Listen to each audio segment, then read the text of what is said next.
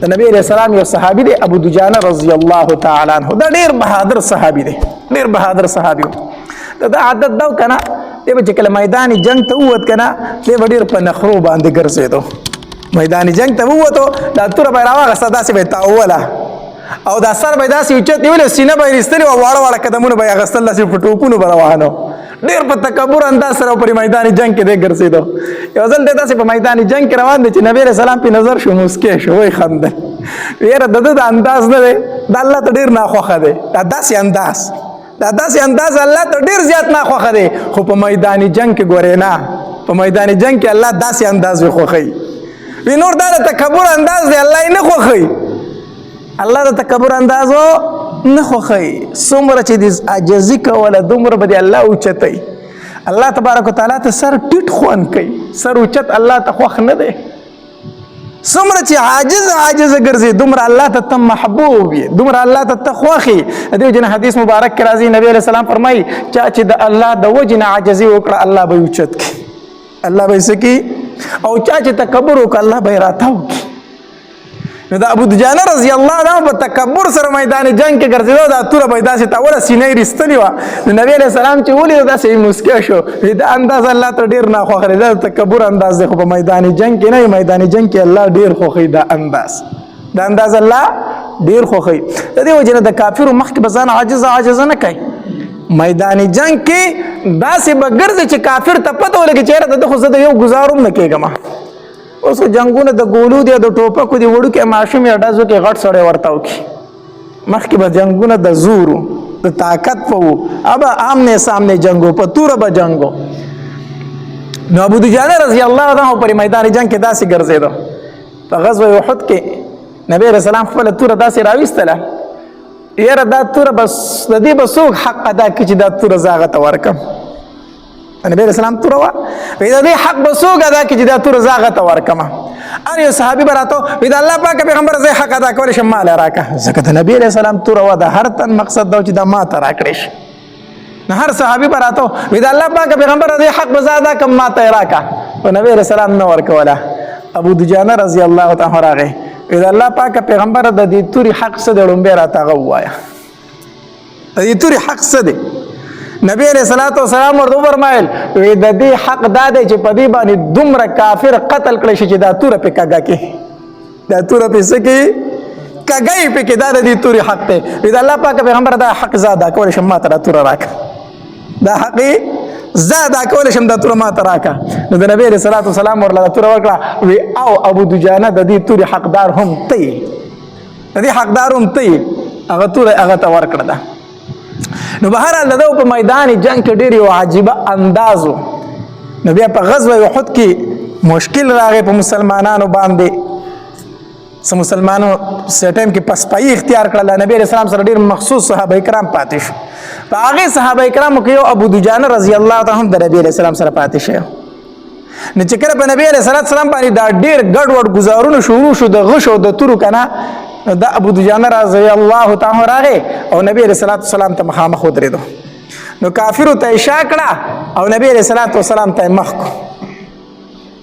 دا غشي به راتله نو ده به ورته خپله شا اړوله راړوله په دې به یې دا غشي خوړل او د نبی علیہ السلام نه به یې منع کول په دې شا نو بیا ترې وروسته یو صحابي تپوس وکړو ابو دجانه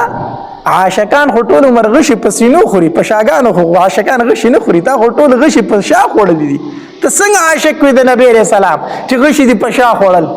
هغه ورته بالکل خبره دی ټیک ده چې عاشقان غشي په سینو خوري خو کومه دا سینم دشمن ته مخامخ کولی زما شا د محبوب صلی الله علیه وسلم ته راتله ما چې کله دشمن ته مخ کو سینه کوله غشو ته ما نو زما شاه نبی علیه السلام ته راتله نو ما دا نشو برداشت کولی چې زما شاه د نبی علیه السلام ته راشي نو ما نبی علیه السلام ته مخ کو او خپله شا مې غشو ته ونیوله زه داسې عاشق یم د نبی علیه السلام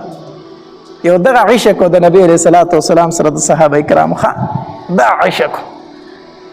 چې نبی علیه السلام وفرمایل وی ځان او خپل اهل و عیال د حرامونه بچ کړئ د حرامونه بچ کړئ خپلې ګېډې ته هم حرامه مه غورځوه خپلو بچو له هم حرامه مه وړه د هغې نه پس ابو دجانه رضی الله تعالی یو عمل شروع کړو چې چې کله به د سار مونځ کېدو نو چې نبی علیہ السلام به څنګه سلام وګرځاو نو ابو دجانه رضی الله تعالی په دعا ته نه ایسارېدو، فوراً به د جومات نه په منډه وته، دعا به یې نه کوله. یو ځل نبی علیہ الصلوۃ والسلام دې ساره چې ورګه داسې چل کوي نو چې څنګه نبی علیہ السلام سلام وګرځاو ابو دجانه رضی الله تعالی په منډه د مسجد نه ووته. نبی علیہ السلام په دویمه ورځ باندې سارو، په دویمه ورځ بیا داسې چلو کو د سار په مانځه کې چې نبی علیہ السلام سلام وګرځاو د فوراً په منډه د مسجد نه ووته. په درېیمه ورځ بیا نبی علیہ السلام سارو، نو چې په درېیمه ورځ نبی علیہ السلام بیا سلام د سار د مانځ وګرځاو، ابو دجانه منډه کړه چې دی وته د جومات نه، نبی علیہ السلام ودرېږه لکه ابو دجانه ودرېږه. ابو دجانه رضی الله تعالی ودرېدو، بیا راشه زما خواله، بیا راغی د نبی علیہ الصلوۃ والسلام خواله کېناستو. نبی علیہ الصلوۃ والسلام ورته فرمایل ابو دجانه زما په خیال چې ستا الله ته حاجت نشته دی، زما په خیال ستا الله ته حاجت نشته دی. دا الله پاک پیغمبر زه الله ته ډیر محتاج یم، زه الله ته ډیر زیات محتاج یم، دا الله پاک پیغمبر ولی می حاجت نشته. یو کوستا الله ته حاجت نو تا به دعا غوښتله، ته دعا نه غواړې او په منډه ځې. الله دې زمونږ په حال باندې رحم وکړي. مونږ چې هم دلته دعا غواړو نو ډېرو خلکو دعا ته حاجت نه وي، په منډه وځي د مسجد نه. داسې ده که داسې نه ده؟ زه دلته دعا غواړم دغلته د مسجد په دې ور باندې ځای نه وي وځي. دا هغه خلک چې د دوی الله ته ضرورت نه وي. دا پوره خلک راغلی دی. ښه دا څه راغلی دی؟ دا پوره خلک دی، دوی ضرورت نه لري، دا ډېر مالدار او د الله نه بې پروا خلک دی. کو چېرته الله ته ضرورت وي په دې دعا کې به شرکت کو. ځکه حدیث مبارک کې راځي نبی علیہ الصلوۃ والسلام فرمایي په یو څو موقعو باندې الله د انسان دعا نه رد کوي.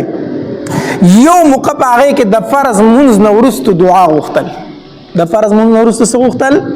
دعا غوښتل. په دې ټیم کې الله د انسان دعا نه رد کوي. نو موږ دلته دعا غواړو دوی منډې وخي. دا هغه خلک چې الله ته ضرورت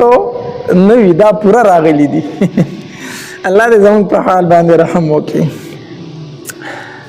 نو نبی علیہ السلام ابو دجانه رضی الله تعالی عنہ فرمایلی ابو دجانه کو ستا الله ته حاجت خو په دعا ته به ایسارې دي، ته خو دعا نه کوې په منډه د مسجد نه وځي. ابو دجانه رضی الله تعالی عنہ فرمایلی الله پاک پیغمبره زه په منډه د مسجد نه ځکه وځم چې زمون کور سره په گاون کې د یو يهودي کور دی او د هغه په کور کې کجوره ولاړه ده او د هغې کجورې څانګې زمون کور ته راوختې دي. نو د شپې د هغې کجورې نه څه کجورې زمون کور ته ښکته غولي ته راتاوي شوي د شپې. زه په منډه ځکه کور ته ځم، هسې نه زما وږي بچي راپاسي او دغه کجورې راټولې کړي او وایي نه خوري چېرته. نو زه په منډه ځکه ځان رسوم چې کجورې راټولې کړم هغې ګاونډي ته حواله کړم چې ستا د کجورې نه زمونږ کره دا دانې راتاوي شوي دا واخله. هسې نه چې زه ځمه کور ته او زما وږي بچي راپاسېدلي او دغه کجورې خوړلي، هسې نه زما د بچو ګېډې ته حرامه چېرته لاړه نه شي. د الله پاک پیغمبره یو ځل مې خپل بچی ولیدو چې کجوره یې راغستې و د هغې نه خوړلی. د الله پاک پیغمبر تالو ته مې وله ګوته ورسوله، کجوره مې ترې رابار کړه. ځکه زما بچی په جړا شو، نور بچی مې راته هم په جړا شو. ما وی چې ای بچو جاړی مه خفه کېږئ، ما زه دا نه غواړم چې ابو دجانه په میدان محشر کې د غل په نوم سره وبللی شي. په میدان محشر کې ابو دجانه د چا په نوم وبللی شي؟ د یو غل په نوم باندې وبللی شي. د پردی کجورې پټې کړې وي خپلې بچو له یې ورکړې وي. الله دا خبرې چې ابوبکر صدیق رضی الله عنه واورېدې خوا ته یې ولاړو، د سترګو نه یې اوښکې روانې شوې. تپوس یې ونه کړو، فوراً هغې کور ته ځان یې ورسو، د یهودي کور ته. یهودي ته وي دا کجوره چې په څومره ریټ خرڅوي په ما یې راخرڅه کړه. هغه په دوچن په دوچن دی په ډېر ګران ریټ باندې هغه کجوره خرڅه کړه او واپس راغی. وی ابو دجانه اوس دې بچو ته دغه کجوره ورکوه چې خوري، ما تا دپاره واغېستله، ما ستا دپاره واغېسته. دا د نبي علیه السلام سره مینه وه، دا د نبی علیه الصلاة والسلام سره محبت و، دا د نبی علیه الصلاة والسلام سره عشق و چې نبی علیه السلام وفرمایل د حرامو نه ځان وساتئ. بیا سوال نه پیدا کېږي چې د هغې صحابي هغې ماشوم بچې ګېډې ته چېرته حرامه تلي. مونږ هم وایو زمونږ د نبی علیه الصلاة والسلام سره څه ده؟ مینه ده، محبت دی، عشق دی، صرف د خولې خبرې دي. یقین په الله وکړه، الله دې رحم وکړه. ډېر کم داسې به یو چې موږ د زړه نه لګیا یو. الله دلته به مونځ وکړو، لکه مونځ خو پرېږده، اکثر په جومات کې په غیبت باندې لګیا یو. داسې ده که داسې نه ده؟ ستاسو د ټولو دا خبرې اورم زه ښکته کمره کې ناست یم ښه برابر ناست یې په بل باندې خو به خبرې راغښتې عجیبه انسانان یې په جومات کې ناست یې غیبت په کوئ په چغه چغه لګیا یې ما د کتاب کتو ته پکې هم پرې نه دی په جومات کې به ناست یو غیبت په کو پلان کې داسې او پلان کې داسې پلان کې داسې او پلان کې داسې الله نه یاره به که په مسجد کې ناست دی غیبت کوي دا ته څه کوي دلته به فرض مونځ وکړو بار ته به بیا لاړ شو چغلي به کوو دلته به مونځ وکړو چې پټي ته لاړ شو نو کوشش کوم چې پوله لګوم چې ځان ته یو انچه دوه ځای سیوا کړم دلته به مونځ کوم دلته به روژې کوم او دلته مې اکثر تسبیح په لاس کې او په چغلو باندې سر یم په لمسو باندې سر داسې پکې شته که نه داسې پکې که نه تسبیح اړو دا درز مو ورکړی په لمسو باندې چې دوه تنه به څنګه جنګومه صحیح ده که نه دلته به د خور عیسه وخورم خور له به عیسه نه ورکوم د خور عیسه به وخوري دلته به ځان ته اوچت اوچت نعتونه لګولې چې مدینې ته لاړې او ارمان مې دی په زړه باندې صحیح ده که نه